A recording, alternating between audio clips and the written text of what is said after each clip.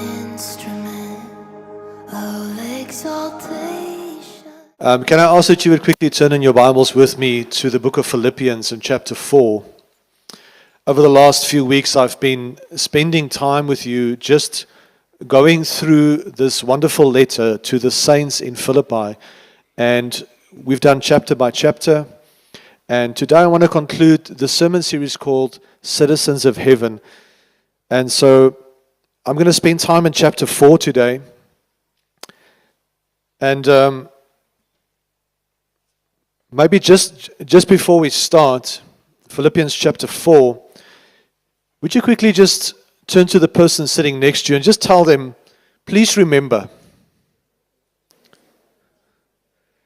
Quickly look at the person next to you. Just tell them, please remember that you are a citizen of heaven. Okay, now turn to the other person on your other side and say, please remember that you are a citizen of heaven. Okay, now say it like you mean it. Please remember that you are a citizen of heaven. Amen. Amen.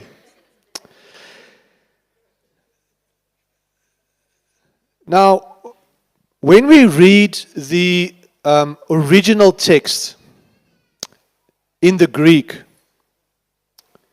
we must remember that the original text did not have chapters and verses. So in your Bible there are chapters and verses, but this was only added much later, and all it does, it helps us to navigate through the Bible. The problem is we must be careful to read a chapter because we might read it out of context. And so when we read Philippians chapter 4 verse 1, it reads like this: "Therefore, my dear brothers and sisters, stay true to the Lord. I love you and long to see you, dear friends, for you are my joy and the crown I receive for my work." That's verse 1 of chapter 4. Now that does not make a lot of sense unless you read chapter 3 from verse 17 onwards. And so whenever you read the word therefore, you need to ask the question, well done. You need to ask the question, wherefore? So when you see the word therefore, you have to back up a little bit and read the part that comes before it. And so the issue is if we just read chapter 4 verse 1, we're going to miss out on the context of what Paul is saying. And so if we reverse just a little bit, just reverse in your Bible a little bit to chapter 3 verse 17 to 21, I'll read it to you from the New Living Translation. "Dear brothers and sisters, pattern your lives after mine and learn from those who follow our example. For I have told you often before, and I say it again with tears in my eyes, that there are many whose conduct show that they are really enemies of the cross." Powerful words. Enemies of the cross of Christ. Verse 19, "They are headed for destruction. Their God is their appetite. They brag about shameful things and they think only about this life here on earth." Is that in your Bible? Verse 20. Come on, let's all read it together. "But we are citizens of heaven." Isn't that beautiful? Folks, you don't belong to this world. When you gave your life to Jesus, you were born again into the family of God, and you are now a citizen of heaven. You're only here for a short while. You blink and it's over. And so let's make the most of our time here on earth to bring heaven down. Jesus said, "Let it be done on earth as it is in heaven." Let your will be done. Let your kingdom come. And so please remember that you are a citizen of heaven. You represent something out of this world.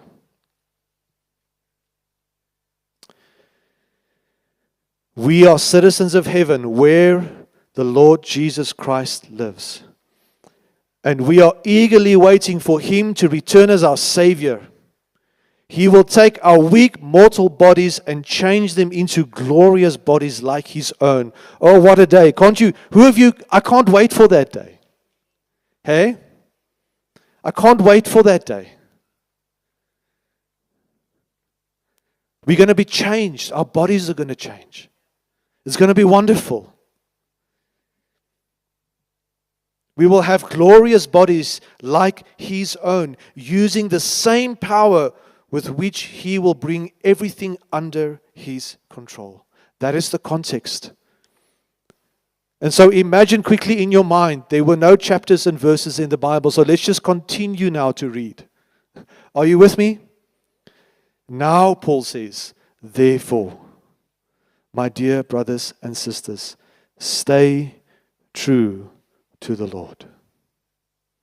Don't forget that you are a citizen of heaven. Does it make sense now?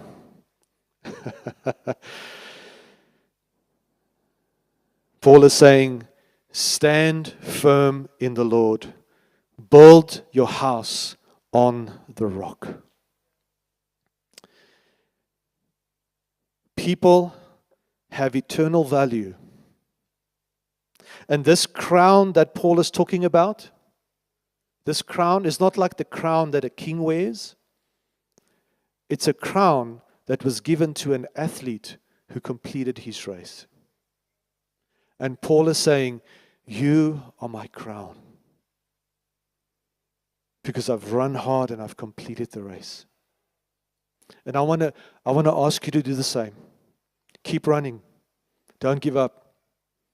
The Lord will give you strength to finish your race. Make sure that you get the crown. Make sure that you impact people around you with heaven. Amen. Isn't that exciting? Verse 2. Now I appeal to Euodia and Syntyche.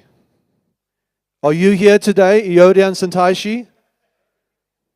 Raise your hands if you're here. There you are. Please, because you belong to the Lord, settle your disagreement. And I ask you, my true partner, to help these women, for they worked hard with me in telling others the good news. They worked along with Clement and the rest of my co-workers whose names are written in the book of life. And so what's going to happen when you become part of a church family, there will be opportunities for disagreement and misunderstanding. There will be opportunities to take offense.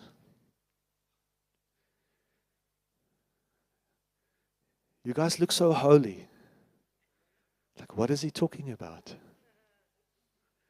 Even with us at Cross Culture, there will be opportunities for disunity.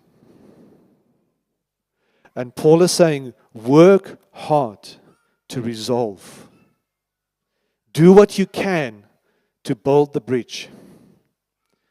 Work at it. Work towards unity. Have discussions with one another. Be forgiving. Be merciful. Make allowance for mistakes. Because if part of a family, it's not a perfect family. It's a family under construction.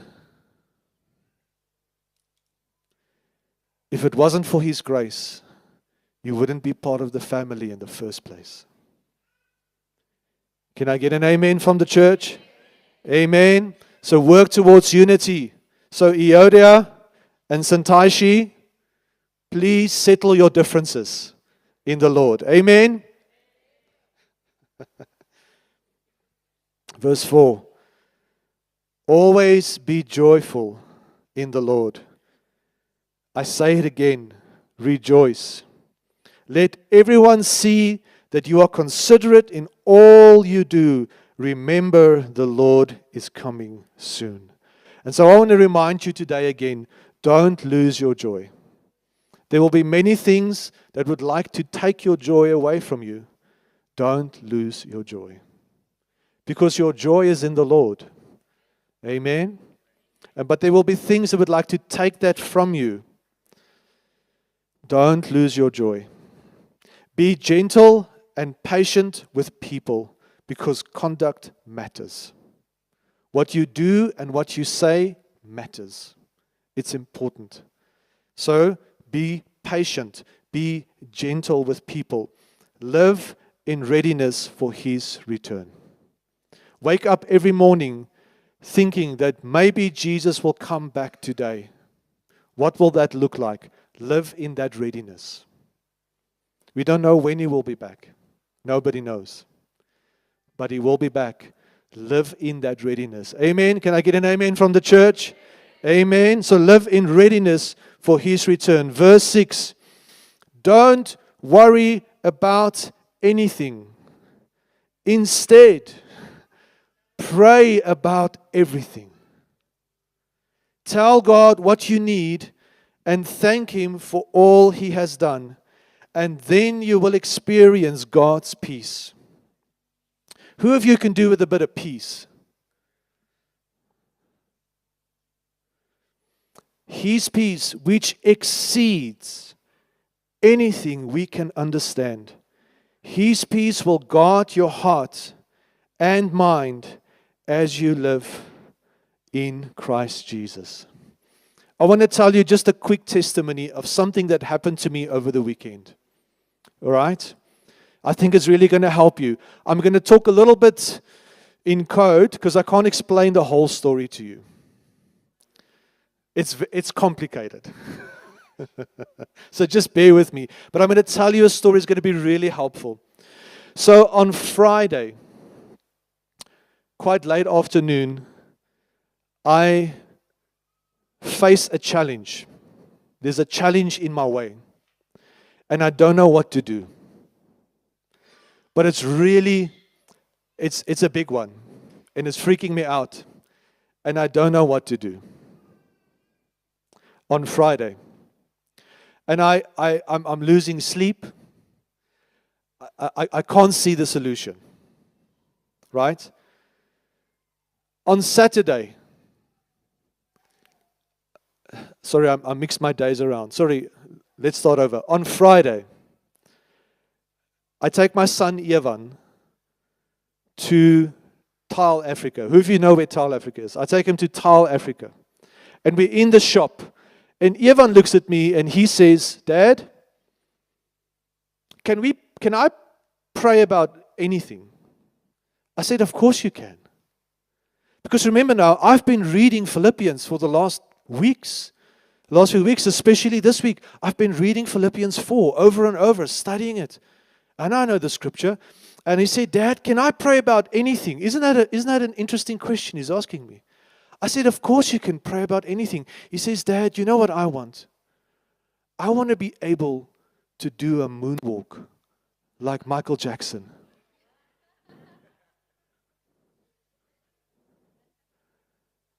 Is it okay if I pray and ask Jesus to help me to do a moonwalk like Michael Jackson? I said, of course you can. You can pray about anything. Right? Now he's 8 years old. And so we're in Tile Africa and he's saying, I want to ask Jesus to help me to be able to do a moonwalk. I want to do cool tricks like that. Right? So I'm saying, of course you can pray about anything. Right? But just know, my son, that sometimes the answer is yes, and sometimes the answer is no. Because I don't want him to not be able to do a moonwalk and then he's doubting his faith. And he looked at me and he said, Dad, and I want you to know that sometimes the answer is wait.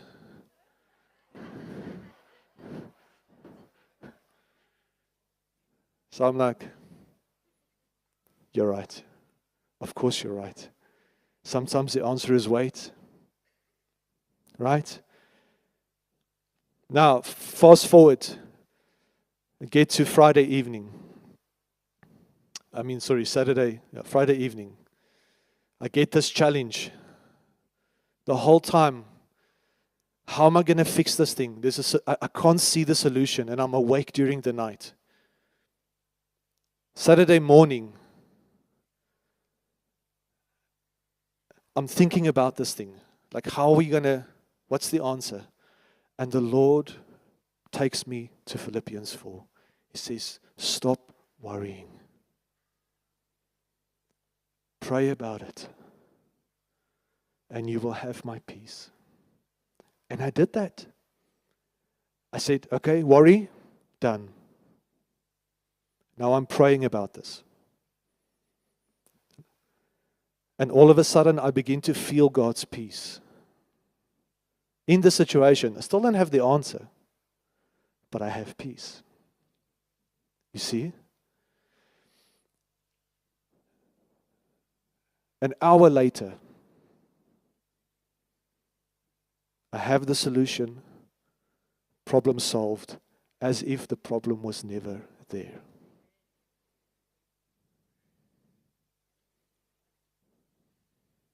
Isn't God amazing?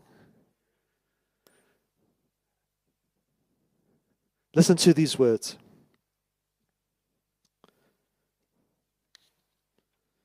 Verse 6, don't worry about anything, but pray about everything. Tell God what you need and thank Him for all that He's done. And then you will experience God's peace, which exceeds anything we can understand. His peace will guard your heart and mind as you live in Christ Jesus. Here's what we need to know. You cannot worry and worship at the same time. So worry would like to steal your worship. You're going to have to choose. Lord, I'm going to worry, or Lord, I'm going to worship. You have to decide. Gratefulness is a heart posture. And God will give you peace that is beyond and above. And this will guard your heart. Now, verse 8. And now, dear brothers, one final thing. Fix your thoughts on what is true and honorable and right and pure and lovely and admirable. Think about things that are excellent and worthy of praise. Keep putting into practice all you learned and received from me. Everything you heard from me and saw me doing, then the God of peace will be with you. And so here's what we need to do. Take inventory of your thoughts. You must think about what you think about. You cannot stop a bird from flying over your head. But you can stop a bird from making a nest in your hair.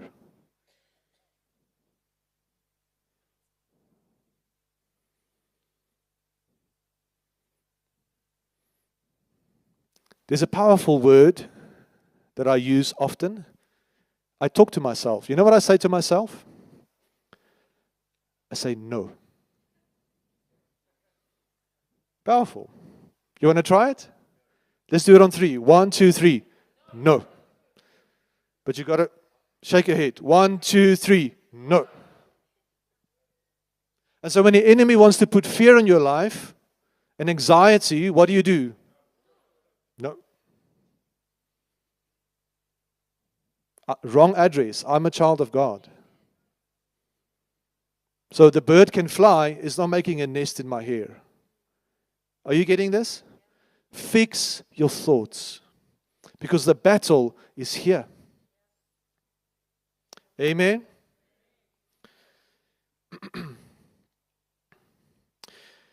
Paul encourages us to say, keep going, follow through. Don't give up. Because God's peace will be maintained on this condition. If you keep going. Don't give up. Endurance is part of the journey. Right? Follow through. Too many times, I see people who make a decision for Jesus, but there's no follow through. Too many times, we are here, we are in a room like this, and we make certain decisions for Jesus. By the time we're in the parking lot, we've already backtracked on our decisions. And then we wonder where God's peace is. Paul says, if you follow through, if you stay committed, then you will have God's peace. Is that in your Bible? Can you see it's conditional? Because it's great that we're here, and I'm happy that you came to the service. It's step 1. But what about step 2? What about step 3? What about Monday morning? What about Thursday afternoon? Right? When you have to follow through on the decisions you made for the Lord. Amen? And some of it will be tough. Of course, there's going to be resistance. But I think resistance builds muscle. And we need a church with muscle if we're going to do what God is calling us to do. Amen? Verse 10. How I praise the Lord that you are concerned about me. I know you have always been concerned about me, but you didn't have the chance to help me. Verse 11. Not that I was ever in need, for I have learned how to be content with whatever I have. Powerful words. Folks, we live in a world that would like to entice you, entrap you into materialism and the love of money. Everything you see on TV, everything you see on your phone is a setup, it's a trap to entice you, to catch you with materialism and the love of money. But Paul is saying something profoundly powerful. He's saying, I have learned to be content. Somebody asked the question, when will I be content? Good question. When will I be content? There was a song long ago in Afrikaans. It said, Ek sou kon doen met 'n miljoen. Who of you remember that song? Some of you are like, what? Now, there was a song, I can do with 1 million. That's translated into English. Nowadays, 1 million, yeah. When will you be content? And I ask the question, when will you be content? Who is content? Do you think poor people are content? What about people who are very wealthy? Are they content? Paul says, I have learned to be content. That's a powerful heart posture. To be content in the Lord with what you have. It's called the peace of God. Isn't that powerful? I have learned to be content with whatever I have. Verse 12, I know how to live on almost nothing or with everything. I have learned the secret of living in every situation, whether it is with a full stomach or an empty, with plenty or little. Verse 13, for I can do everything through Christ who gives me the strength. Even so, you have done well to share with me in my present difficulty. Folks, I believe that through the power of the Holy Spirit, God is empowering the church to be content.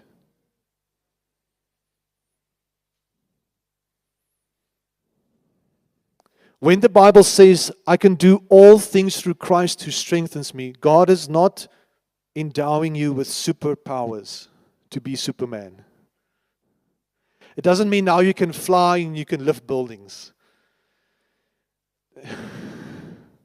When Paul says, I can do all things through Christ, he's talking about money. He's talking about possessions and material things. He's saying, I know what it is to have a lot. I know what it is to have nothing. I have learned the secret to be content with what I have. Because Christ strengthens me. I can do all of these things because He strengthens me. And because of that strength that He has, that He learned, He now has the peace of God. Who of you would like to have that peace? Amen? Isn't it wonderful? Man, that's so powerful. You see, the Lord delivers us from our wants, and He gives us what we need. I've been on a journey, because remember now I've been reading Philippians for the longest time now. I've been reading these passages. And I have asked the Lord to help me in this area of life. Because we live in a world where everything is advertised to you all the time.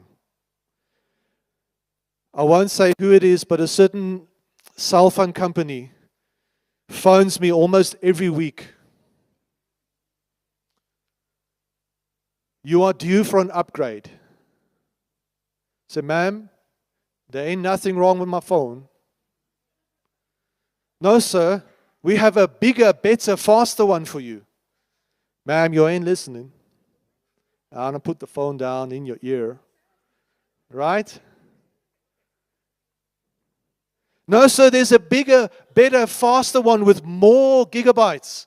You can be on the internet even more for less. You need a new device. And it comes with a tablet and a car. No, ma'am, I'm not interested. Please stop phoning me. Okay, sir, we'll take you off the list.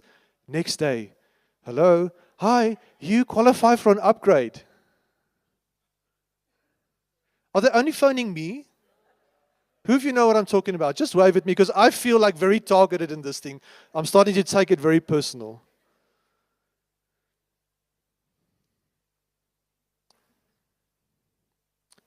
I believe God is setting the church free of the love of money and material things, that we will be content in Christ. We have what we need.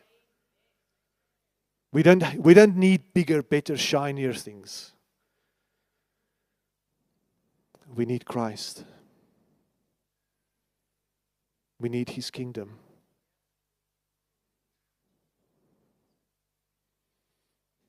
That bigger, better, shinier thing, that cell phone, it's just a matter of days before you drop it and then the screen cracks. And then guess who's going to phone you? Hello, sir, we've got an upgrade for you. You qualify.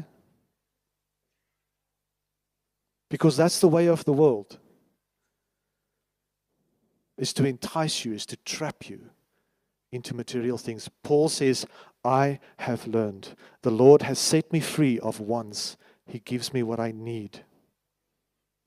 And the Lord gives us the strength to be content. Verse 15, as you know, you Philippians were the only ones who gave me financial help when I first brought the good news and then traveled on from Macedonia. No other church did this. Even when I was in Thessalonica, you sent help more than once. Listen to this, verse 17. I don't say this because I want a gift from you. Rather, I want you to receive the reward for your kindness. Here's what happens. When we give, the Lord rewards our kindness. And so I want you to be a generous church. I want you to be a giving church. All right? I want you to serve the Lord like this, with open hands. Don't serve the Lord like this, grabbing and collecting. Serve the Lord like this. Open hands, giving hands. For God so loved the world that He gave. Now let's be like Him. Let's be generous. Amen. Paul is commending these Christians in Philippi for their generosity. The Lord rewards kindness. Verse 18. At the moment, I have all that I need. Isn't that brilliant? Who of you can say that? At the moment, I have all that I need. That's the secret of contentment. At the moment, I have all that I need. And listen to this, and more. I am generously supplied with the gifts you sent me with Epaphroditus. They are a sweet-smelling sacrifice that is acceptable and pleasing to God. And this same God who takes care of me will supply all your needs from His glorious riches, which have been given to us in Christ Jesus. You see, they were giving to Paul. They were generous towards Paul. They were supporting him financially. Paul says, thank you. I have all I need and more, but I'm happy that you gave, because now the Lord will bless you. Isn't that beautiful? And so here's what we need to know. The Lord does not have a problem getting things to us. The problem is getting things through us. Paul says it here, I have all that I need and more. Do you know why you have more than what you need? It's because God wants you to be a blessing to others.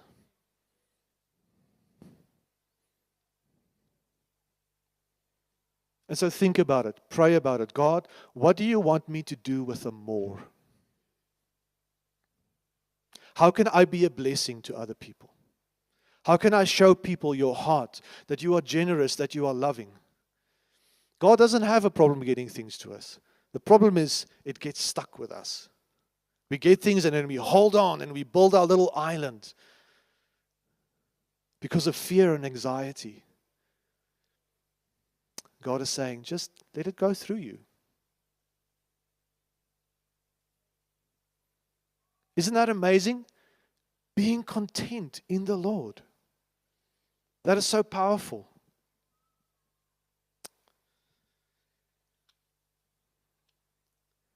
Verse 20.